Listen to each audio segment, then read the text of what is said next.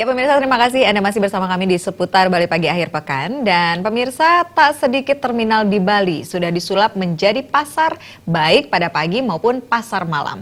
Minimnya minat masyarakat menggunakan jasa transportasi massal dan kemudahan memperoleh kendaraan bermotor mengakibatkan sebagian besar kondisi terminal di Bali mati suri.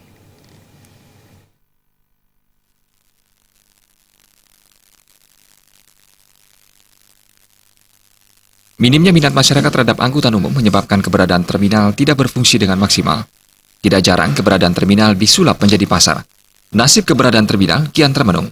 Termenung menunggu keberadaan nasib atau termenung menjelang ditutup. Beberapa angkutan umum pun mengeluhkan keadaan ini. Mereka yang beroperasi dari jam setengah 5 pagi hingga jam 12 siang hanya mampu mengangkut 6-7 penumpang. Bahkan terkadang mereka selama beroperasi hanya bisa mengangkut 2 penumpang. Keberadaan beberapa kendaraan online juga menjadi pemicu angkutan umum kian kurang diminati. Rendahnya minat masyarakat ini menjadi salah satu faktor keberadaan terminal mati suri. Niko ampun pemerintah dereng pedan ojek online, taksi online, niki ampun permintaan penumpang malih. Sampai niko pajak dinaikkan, sedangkan penumpang nggak ada, ini bangkrut dah angkut ini nggak ada penumpang. Orang sepi gini kadang dapat 2 paling banyak jalan kalau dia. Kalau nggak gitu kasihan penumpangnya, bisa dapat 6 penumpang, 7 penumpang sampai jam 2, itu dari jam 7 dapat penumpang 1, 2, hitung dari pagi sampai jam 2 bisa dapat 7 orang, 8 orang, udah banyak itu. Kalau pasar senggol sebenarnya ada waktunya dia, ada jamnya dia.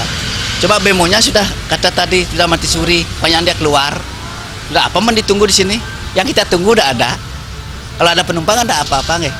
Ada satu jam sekali belum tentu datang.